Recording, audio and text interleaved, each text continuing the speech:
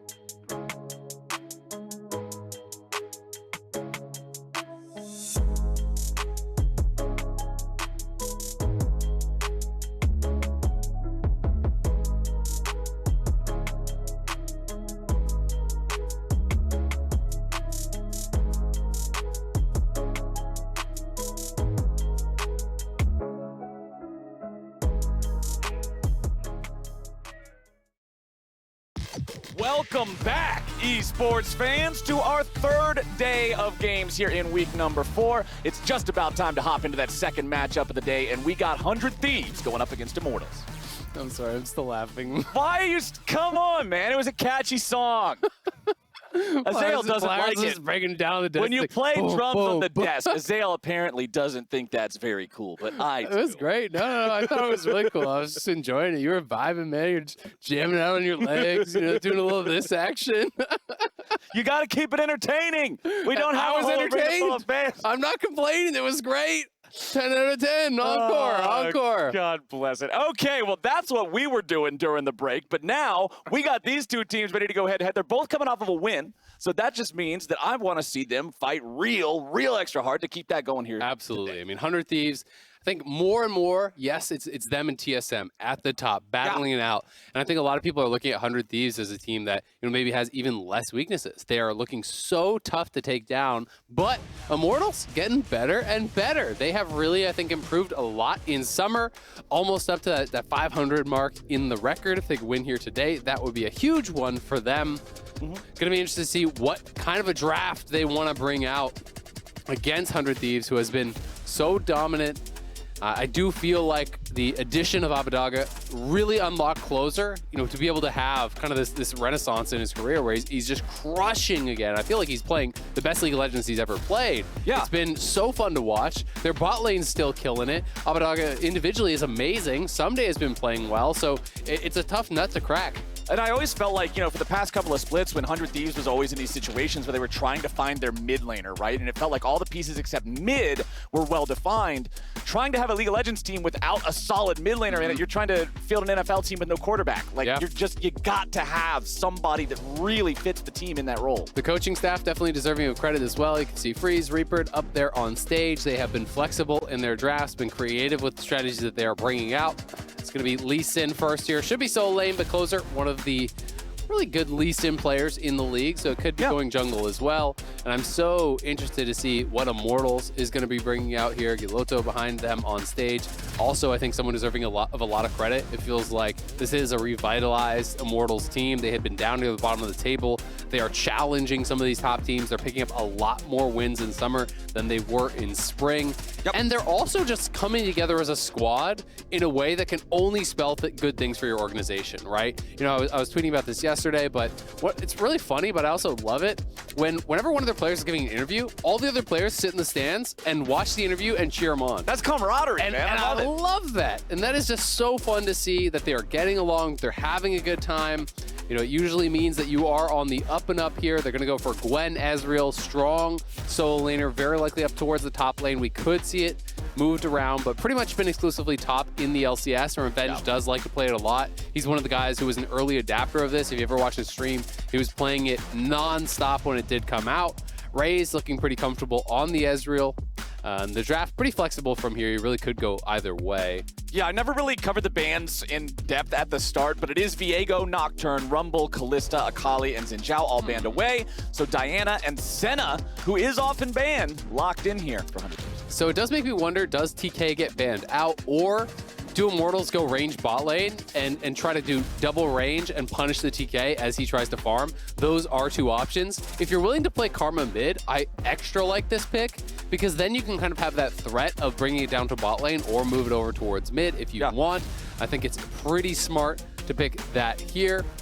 So the question now on my mind is, do you ban out the TK? That is the most common pairing. We did see Senna. I want to say it was Danny played it as just like actually a regular farming marksman, and that was the first time we'd seen that in the LCS in quite some time. So there are options like that. You can also pair it with Cho'Gath, some of these things we see around the world, but very infrequently. It's like 95% of the time it's Senna TK or not at all. And here is our second half of the bans, rolling in now with Ziggs being the first ban from Immortals in the second half. Yeah, so potentially worried about the farming Ziggs with the kind of fasting Senna paired up there. That is a very difficult lane to actually deal with. He did bring that out earlier in the split. Of course, Abadaga could play this as well mid. Zig's really, really powerful and assists backline dive in an interesting way. It can pair up well with champions like Diana. You don't think of Ziggs as a diver, he's not, but you throw that bomb in, once the setup is there from the Diana ult, snap them together into the Ziggs ult, can be pretty cool. And the Ziggs ult got buffed, remember, it flies much faster now. It's much easier to help your opponents from a long way, or your allies from a long way away, as Lucian will be the last man of the draft here for Immortals.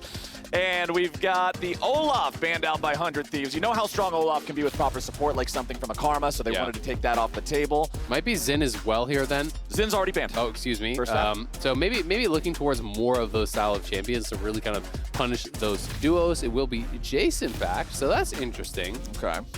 Jace is another one that Revenge really does play a fair bit. Insanity has played it before, so there is the possibility of that.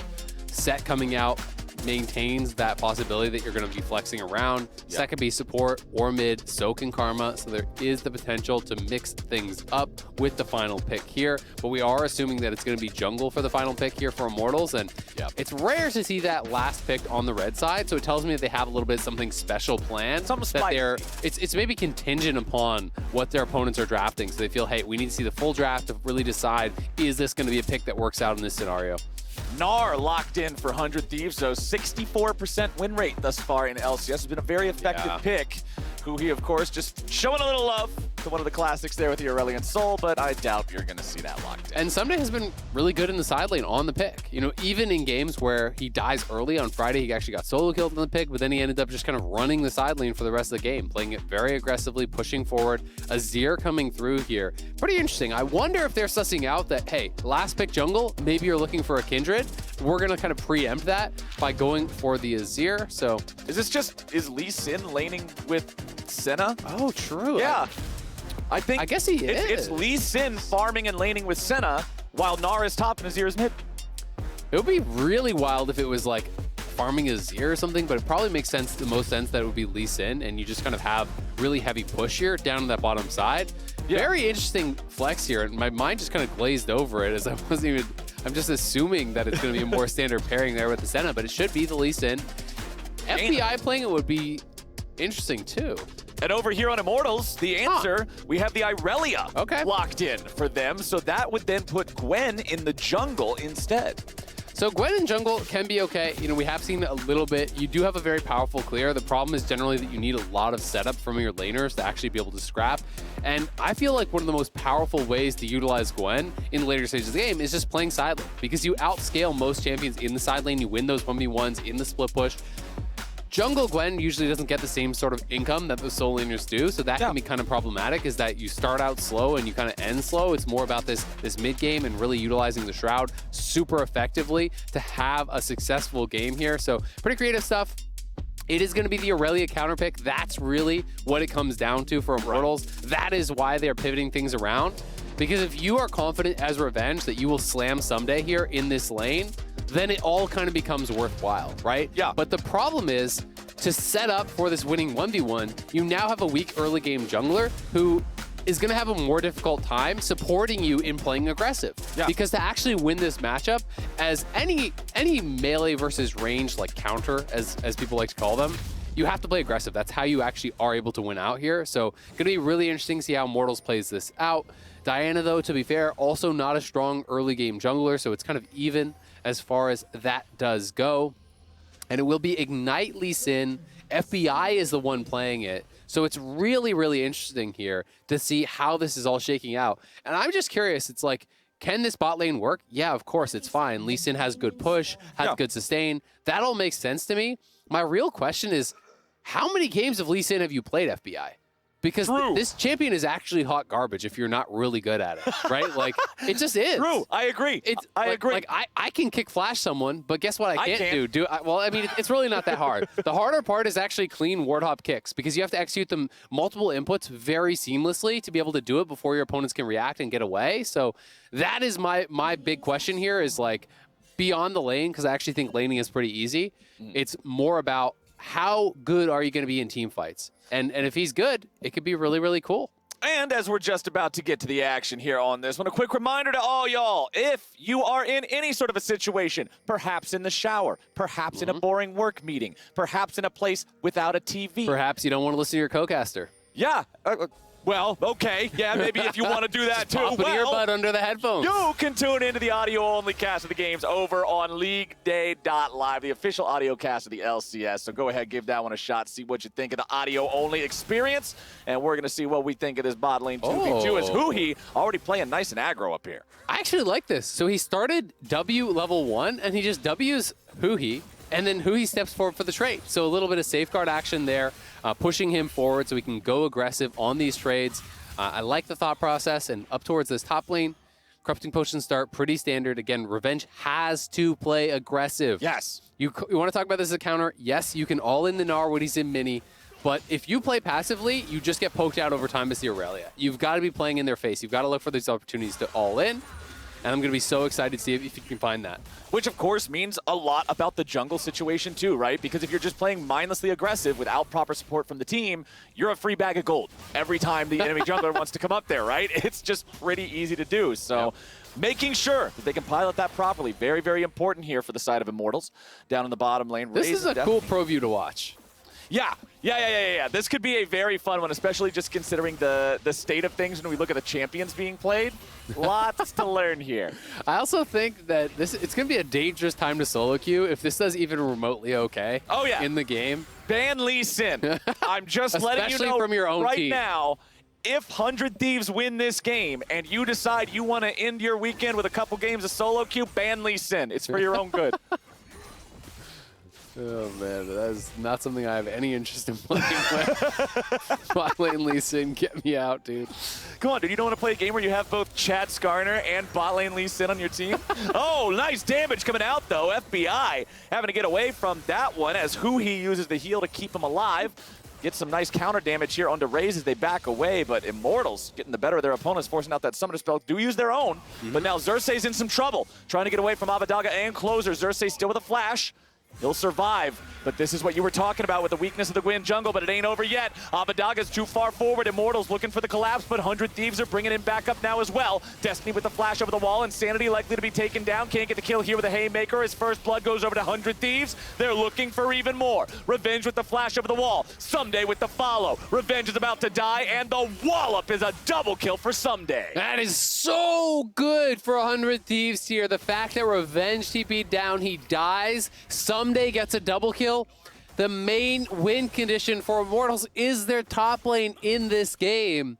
And all of the gold just went to their opponent. It's going to be so tough now for Revenge to get anything done in that 1v1. It was a hard commit to this invade. And 100 Thieves just end up outplaying, and they come away with a huge lead. And a huge purchase, I think, in any ranged versus melee matchup is those boots that he now already has, but we'll talk about that in a minute. Here's another look at this fight. It was chaotic. Yeah, and it's really all about what the mid lane push was looking like. You can see that that was actually fully shoved in over in the mid lane. So Abadaga moves in, the TPs arrive, everyone's coming in. Someday's full HP in Mega. Xerxes was completely zoned out of the fight, so even though it's even numbers, he couldn't actually join. Revenge came down, and it was the flash on the Flawless Duet, the stun coming through. So he avoids that. Someday can follow over the wall, picks up the second kill. 100 Thieves very quick to collapse. The deep wards to give them good locations to TP to. And they just had better health and setup, which is, some really good planning for them. When you're looking for this play and you have the timing to have Mega Gnar ready, you have the timing to look for these plays at opportune moments, right? Where mid had push, top had push, and had TP. Like, everything is really kind of in a good spot. And you can see Someday just feeling great about being the one who got the kills, right? He is down a couple of waves versus his opponent, but the items difference here between them, Kindle Gem has the level 1 boots as well, has the cloth armor to build towards the plated steel caps, so Someday really the biggest benefactor of that fight. Our first Drake of the game here will be an Infernal Drake, but nobody's looking towards that one here just yet. Closer is in this top lane. If Revenge goes too aggro here, Someday just buys a little damage. Yeah, I mean, if he dies again, you die with no TP here and the wave gets reset and your game is basically over in the side lane. It gets so tough. So Someday doesn't want to really give it away because he's down levels. So in a normal situation, you wouldn't want to fight here, right? Yeah. But you're kind of trying to be like, hey, no one's here, no one's here. Maybe you want to stop me from getting this cannon, though. Look at how far back I'm playing. Don't you just want to jump on me? There it is. As soon as he drops the E for the stun, Someday's about to transform into the Mega Gnar. Revenge with the level 6 wants to try to stand and fight and get out of here some way, but there's no way home. home, except in a body bag. Closer takes him down. That is so good for 100 Thieves. I think they played that out really, really well.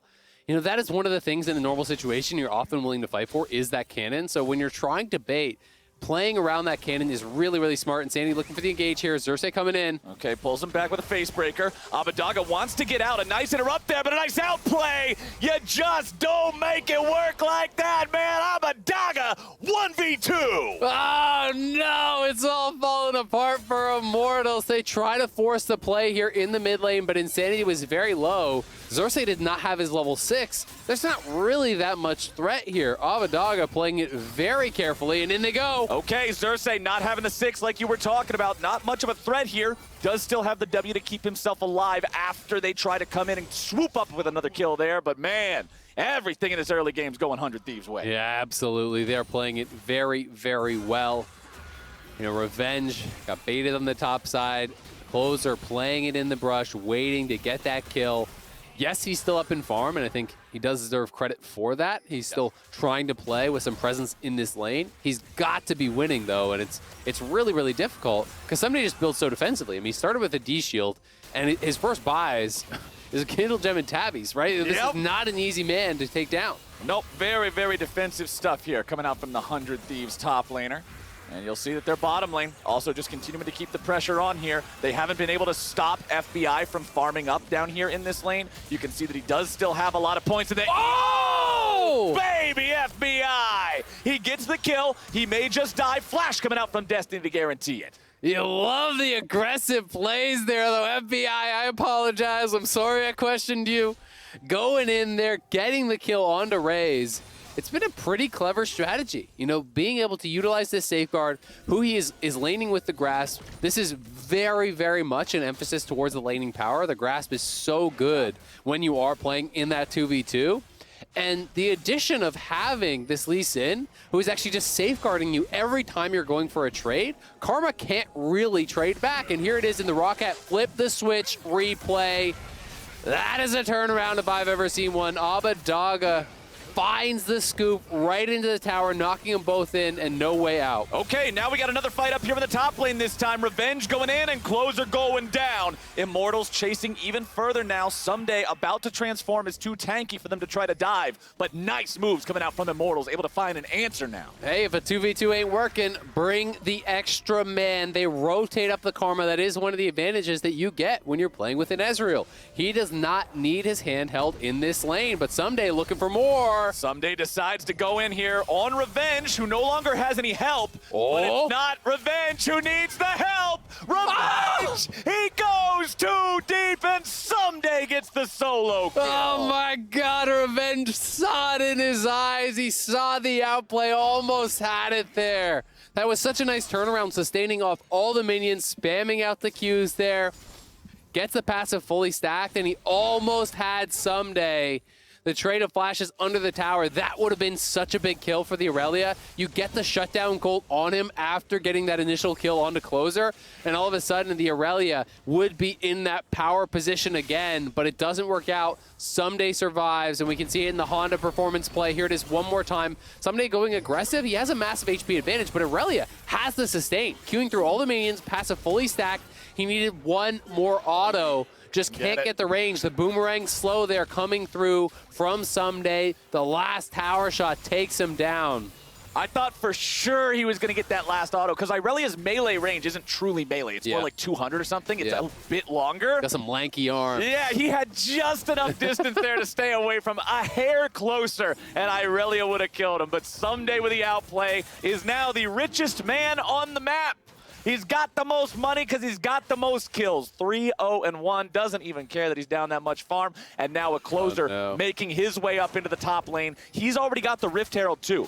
Yes, the first Drake of the game will go over to Immortals. 100 Thieves has their eyes elsewhere, and elsewhere is called top lane. And look at this wave. That's so sad. There's so many minions dying to the tower. Revenge's one advantage was his farm at this point, and now he's going to be losing a lot of minions here. He loses the full tower. And at a certain point, there's just no outplaying the gold, right? And it may have actually hit that point now.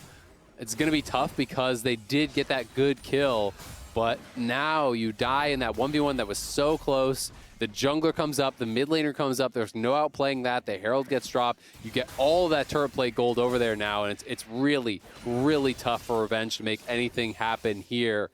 Immortals were making a play on the bot side, which you can't really blame them for, but it's just, how are you going to get Aurelia involved in this game?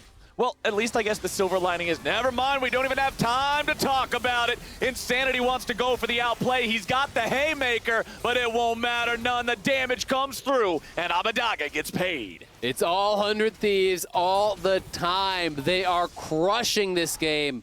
Every play seems to be working. You take down the tower topside, you move somebody towards mid lane. Abadaga scoops in Insanity, and despite a nice try from him to try to get someone back into the tower and take him down themselves, he wasn't able to make it happen. So it's tough, man. You are down so much gold at this point, 4,000 plus gold lead already. It is 12 minutes in here. There's 9 kills in 12 minutes. 7 of those kills belong to 100 Thieves. It has been a bloody early game, Azale. Absolutely, and they've just been so good at forcing the plays, at playing around what their opponents are trying to accomplish here.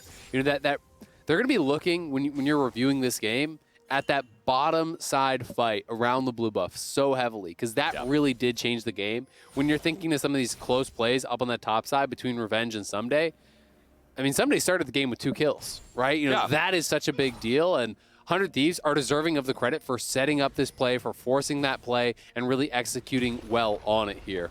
And yeah, look at the item difference now. Because of that gold advantage Someday has got through those kills and through those turrets and everything, he's got Stride Breaker plus his completed boots. His opponent has the pieces of Blade of the Ruined King and a level 1 boot.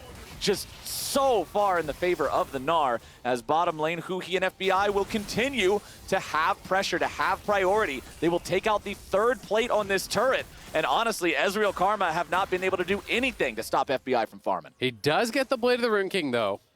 And if you've played against some Aurelius, you know Aurelia with Blade of Ruined King, that's full build. It hurts. You can have 6 items. I'm still clenching up there as soon as they do the Blade of the Ruined King. The extra item slots, those might as well be DLC. You just don't need to unlock them. They're cool, but not necessary. Speaking of not necessary, what Abadaga is doing to Insanity here in this mid lane is absolutely not necessary. 40 farm lead, 2 levels up. He is crushing them. All the plates going down, multiple kills as well. This is cruel and unusual what's happening here in the mid lane. Someday moving over, Closer moving over. They want to try to push down this turret, but at least Immortals are here to try to clear it out.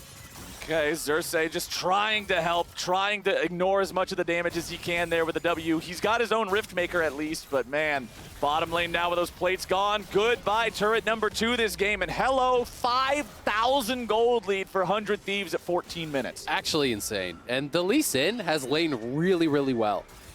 A lot of times when you're talking about, you know, Senna TK, right? That is the kind of the most common pairing. When you're talking about fasting Senna, the common thought process is, all right, you take double range down in the bot lane and you punish the melee champion consistently every time they try to step up a farm. And usually what happens is this results in the Tahm Kench having actually quite low farm. By pairing it with the Lee Sin, not only does Lee Sin have sustain and really good wave clear with the E to be able to clear out these minions more effectively, it's also amplifying the trading from Huhi, so he's practically able to just straight up 1v2 the lane. Because every time he steps forward for a trade, he pops the safeguard, and it's just so cool to see a strategy like this coming out from 100 Thieves. The innovation, the creativity, and then see it actually be executed to this level is really, really impressive. I mean, he's down a bit of farm, but like, who cares? He's close to 10 CS per minute on a melee champion in bot lane against Ezreal Karma. They're supposed to be oppressive, but the safeguard spam onto Huhi is allowing him to dictate the lane, and the wave clear on the Lee Sin is allowing him to have shove.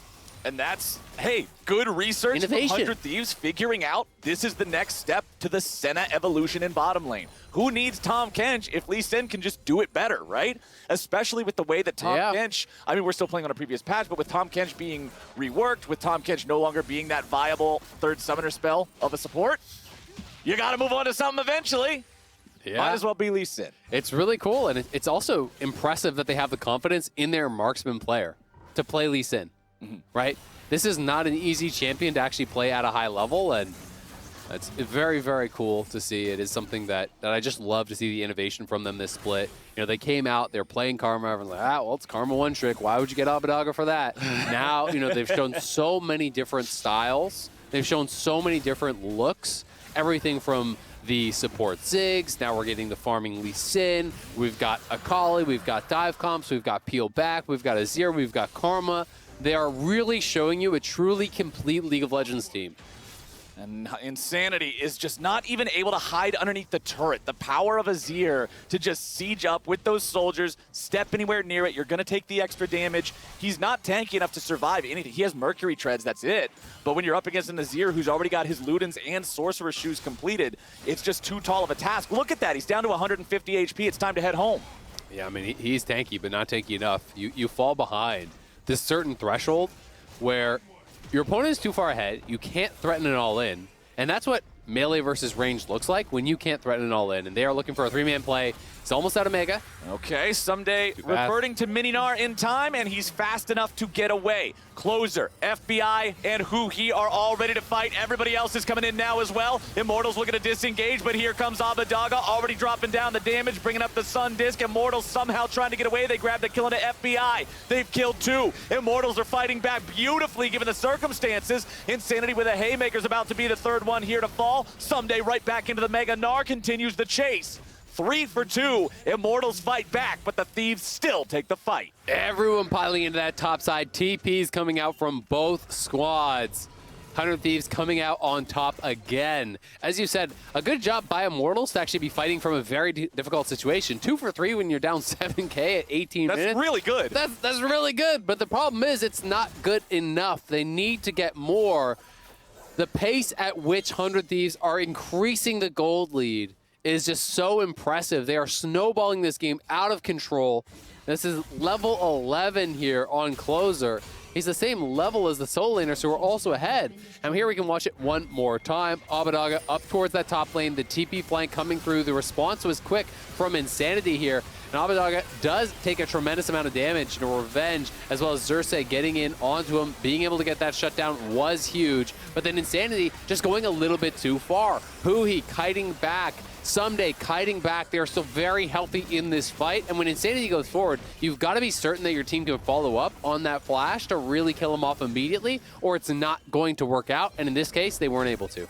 Xerxes finds himself slowed as Someday invades that wolf camp, looking to maybe steal something away, but won't find it. Still 7,500 gold ahead. Immortals still very much on the back foot. Drakes are tied at 1-1, so it's not like there's an Ocean Soul win condition on the table anytime soon for them either.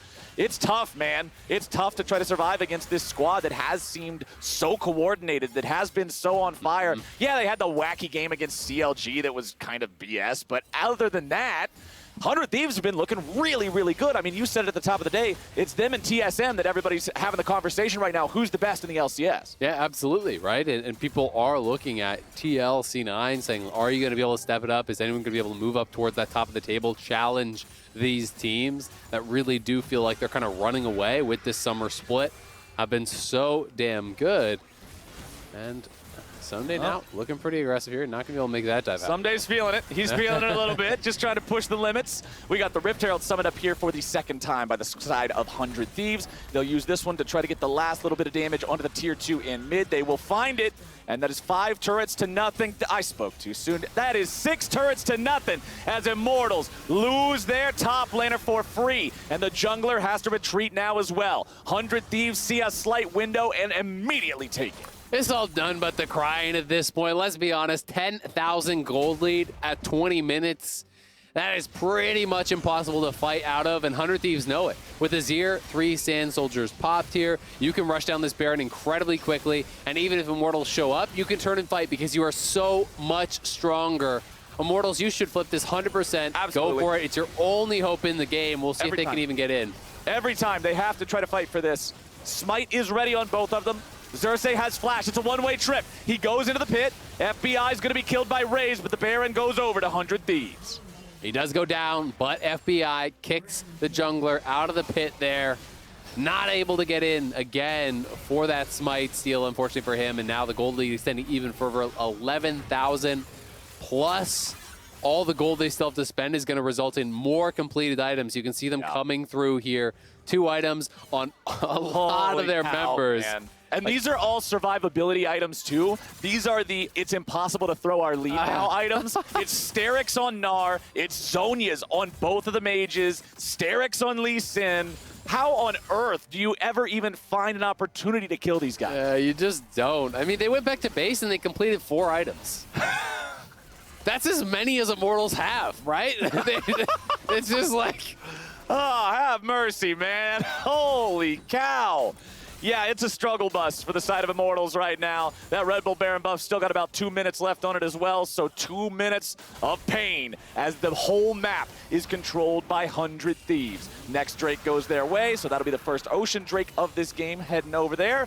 And honestly, they might just win on this next push. If they get a good team fight, they have the gold lead to take it all the way to Nexus. When you are this far ahead, you can pull off the dives very successfully. We'll see if they want to risk it at all. Maybe going to play it a little bit more slowly. They do have pretty effective siege.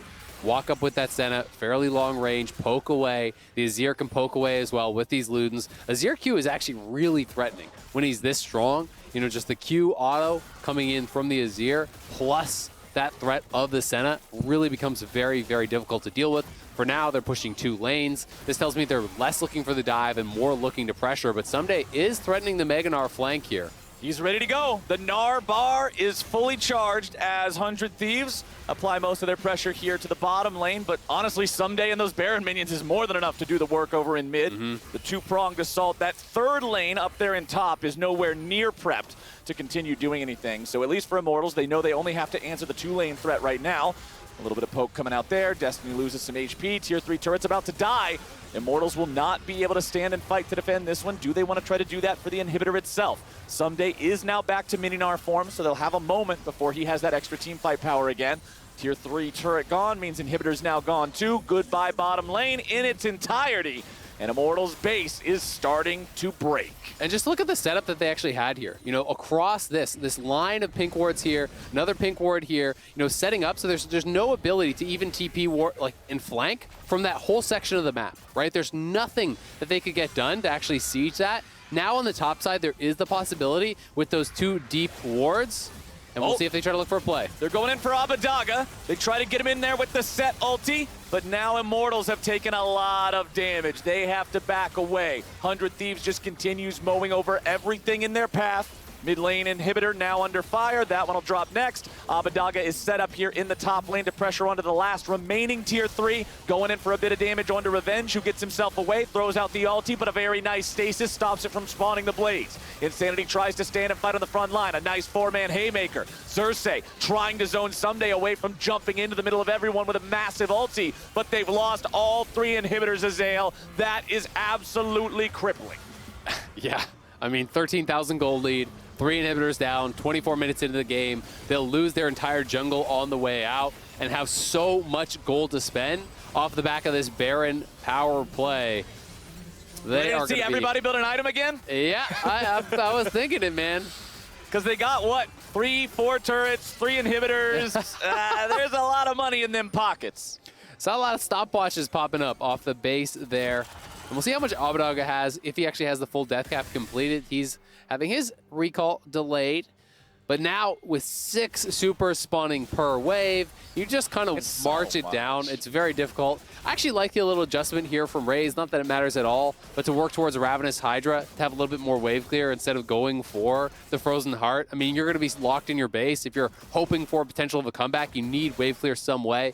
So I think it makes some sense. Cleave going to help him clear those minions out a little bit faster, but it's feeling like a snowball's chance in hell at this point. Yeah, I was going to say, Tiamat feels good when you're farming normal minions. When you're trying to kill 6 super minions at a time and you splash 20 damage over to them. I'm not saying it's a game changer here. I'm just saying I always have to respect the little pivots, right? Okay, You know, don't just autopilot your build. It makes sense. If you're saying, how do we win this game the 1 out of a million times? Well, probably starts with some wave clear.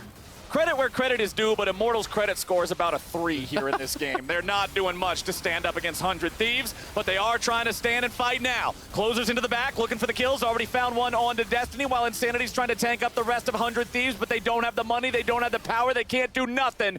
100 Thieves. They've got everybody except Revenge out of the way. They're going for the dive there to finish it off, but Revenge will at least take one. The padding of the stats won't come true, but damn did 100 Thieves make this one look easy. Why are you inting into the fountain? What is this? 100 Thieves, they need the kill, they won't find it, they get the dub anyway. They're having some fun there at the end, trying to pick up those additional kills in the Nexus, but 100 Thieves 21-9. It has been a clear trajectory up and to the right. It's just amazing what this team is putting together. They just smack everybody down, and it goes back to that play in the jungle around the blue buff at level 3. For me, this game, that set the pace of everything. We saw so much commitment to that from both sides, but it was 100 Thieves, even though they were in enemy territory, even though they didn't get the first kill they needed, they had the teamwork and the team play to win out. Absolutely, and the fact that all the gold from that went to Someday, who is the person laning against your win condition. That is the guy that you are building this draft to attack with the Aurelia last pick, with flexing the Gwen towards the jungle. It was a creative draft from Immortals that had to slam the top lane. When Someday comes away from that TP play with a double kill, it is incredibly difficult for them to really come back from. And I have to give a lot of credit to how 100 Thieves actually played individually in that skirmish. There was a lot of little outplays, avoiding of skill shots, utilizing the summoners very well. And they're very deserving of the win. I mean, they won really across the board. They were winning in basically all lanes. When you have that pressure, Closer's going to look really good too. He played a great game. I think that the creativity of the Lee Sin and Senna, I talked about it a number of times, but it just makes sense. And when you see something really cool or really out of left field come out, and you're kind of like, I don't know if it's going to work, and then it gets in a game, and you're like, oh my God, like right from level 1, you start Safeguard, and all of a sudden, it doesn't feel like a 1v2 when the Senna walks forward to trade. That's how it feels when you play Fasting Senna with a melee champion generally, is you walk up to trade, Ezreal and Karma both hit you, you lose the trade, so you actually stop trading, you don't get souls, and you get run over in lane. In this case, every time he steps forward, he's playing Grasp for additional laning power, he gets the Safeguard, Grasp Peel comes through, Safeguard absorbs damage, you take those trades, they become winning trades, and meanwhile, guess what Lee is doing? He's maxing E and shoving the wave so fast that they can't actually even keep up with it, because if you're spending your spells, I mean, if you're spending your spells on the Senna, you're not spending your spells on the wave, and you're getting pushed in. It's just like, it's so smart, and it's so cool to see these innovations. Like, this is something that 100%,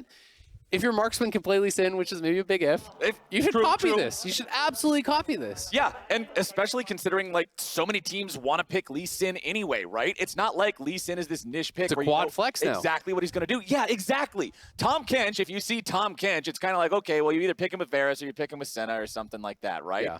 Lee Sin can go anywhere in any comp, in any draft. He is so malleable right now. And 100 Thieves are just like, well, we didn't think he could do enough just yet. So all we got to do now is, well, wait, no, because he can play either solo lane, he can play jungle, he can play either role in bottom. Like, Lee Sin is now officially unleashed. But now, here in this moment, it's time for us to toss things back over to the State Farm analyst desk and break down the game. Good luck. Thank you for the wish of luck. Yeah, what is that? luck, Is that an implication that we're not good at our jobs? What's going on? Or Phil? that we're just going to sprain our ankles. I take issue with that. I take issue with that. I tell you what I don't take issue with, though, is 100 Thieves and the way that they're playing here in Summer. This has got to be my favorite team in the LCS right now, because not only are they showing us dominant play and exciting games, they're doing it with exciting picks, Mark. I will complain. They're too dominant. They're making it look too easy. No, but I agree. The draft is always something where 100 Thieves, you never know what you're going to get, and I appreciate them showing more flexibility, particularly around the bot lane, because if there was like one part of flexibility you would criticize, it's that FBI and Huhi generally play lane dominant. They generally play champions that are going to win lane. They don't play weak side a ton. And, you know, to see the Senna going to Huhi's hands this time around, and FBI actually played the Lee Sin, it's kind of him saying, like, no, I too can get involved in the flex picking. I can be more involved when the draft starts, you know, taking a left turn.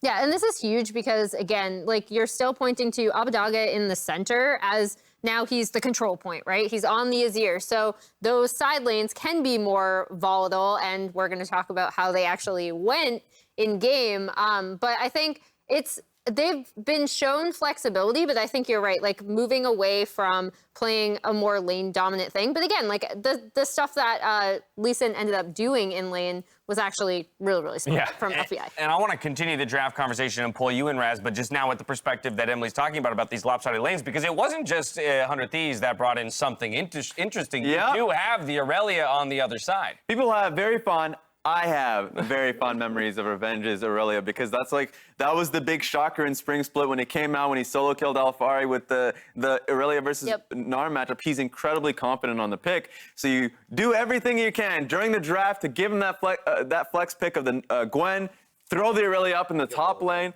and I was happy to see that they were willing to play it. I was distraught when everything happened in the bottom side of the map early, when they were calling TPs, when they were trying to do this, and then they forced Aurelia to join this play.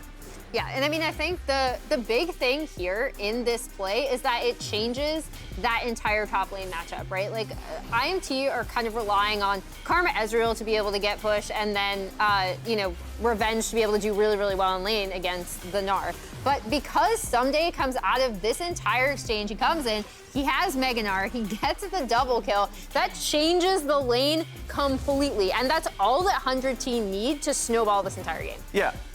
Gnar wants to be able to leave that lane state.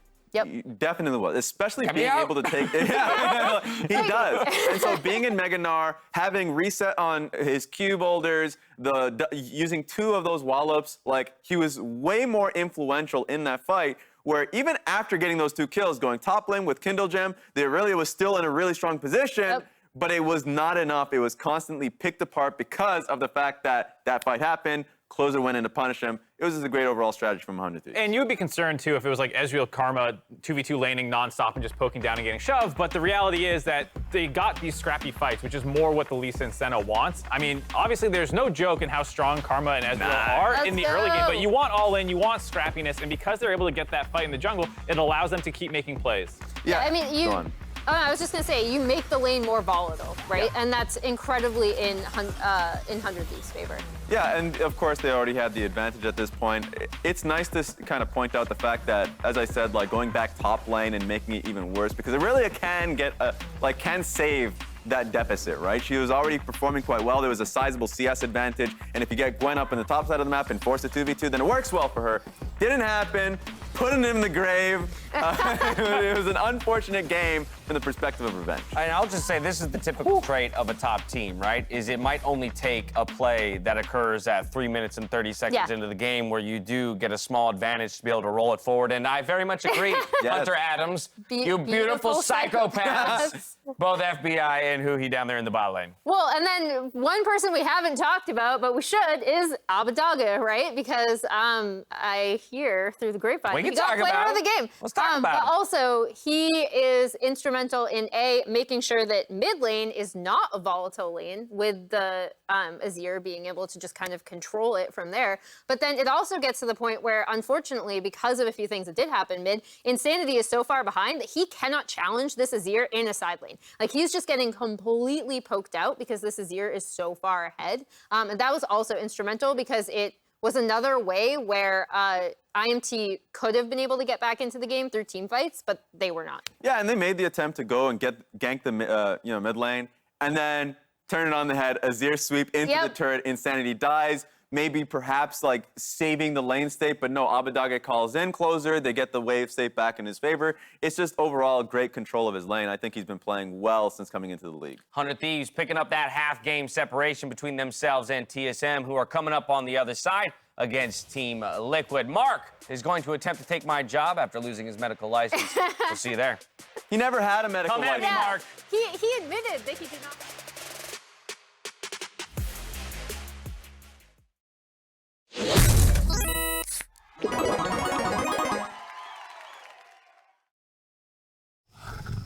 Lion! Ah, yes, the king of the jungle.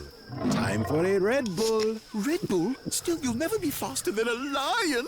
I don't have to be quicker than the lion, just faster than you. Red Bull gives you wings.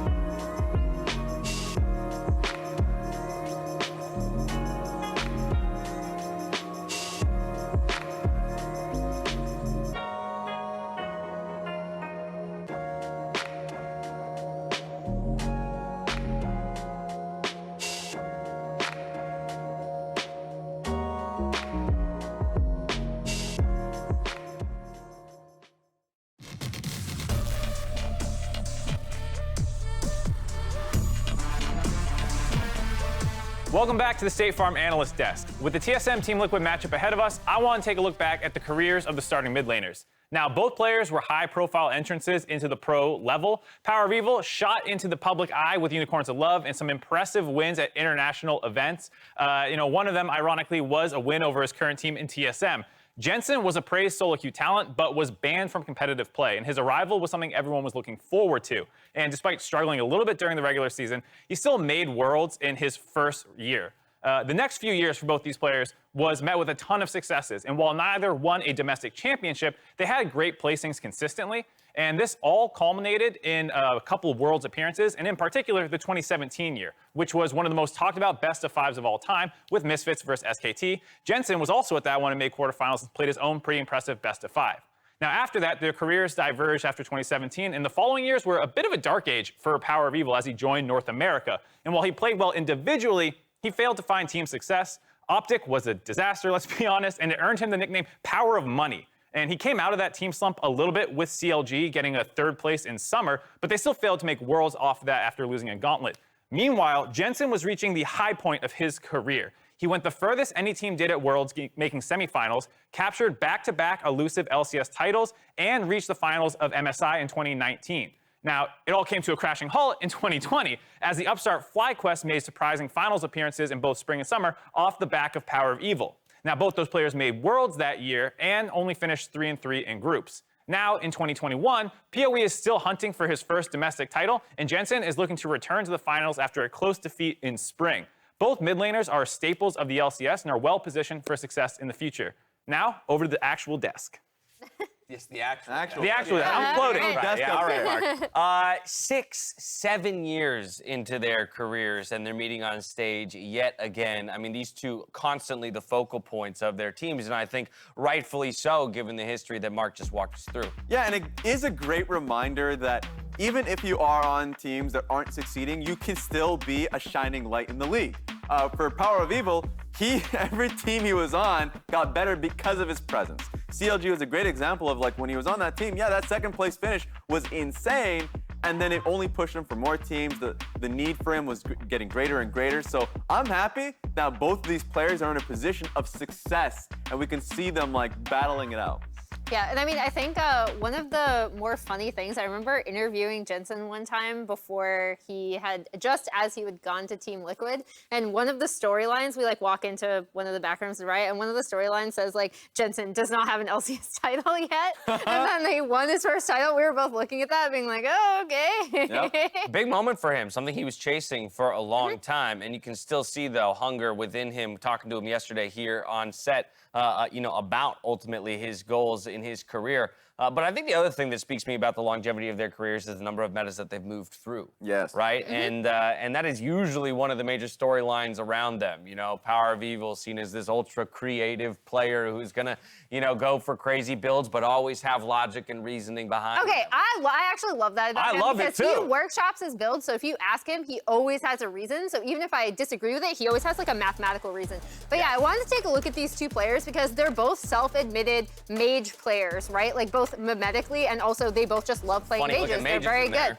Yeah, so this split, since mage items are, let's just say, not as strong as others, we've been looking to test out a bunch of different other champions in the mid lane, right? This is in combination with how team compositions have been going with AP junglers, etc. And so we've obviously talked about the PoE Lucian probably a little bit too much, but we did see him play Viego at the very beginning of the split, and I think it's cool to see the answers that the two of them have come to, right? Like we saw the Azir come out from him yesterday. We've seen him pull out the LeBlanc, and obviously the Riftmaker Orianna, which is something that I actually really like. I love that like Riftmaker adjustment for her. And then on Jensen's side, he's been practicing the Lee Sin.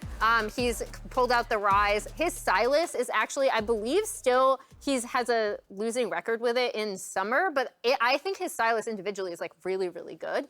So I just think it's interesting to compare the answers that they've both found in this meta, despite being like, I still think these two are really, really strong when these mages are in at the forefront of the meta, I guess. Yeah, and they've both had like different solutions, because I'm even listening to the team content, at least from the TSM side, it really is like a point of, should I conform to the meta? Am I playing these things? Like the Lucian was one thing where it felt like it was getting better and better, but it seemed like the conclusion was we're going back to the mages, Azir, Victor, while Jensen has been moving towards like Viego's and all that he's been playing religiously in solo queue.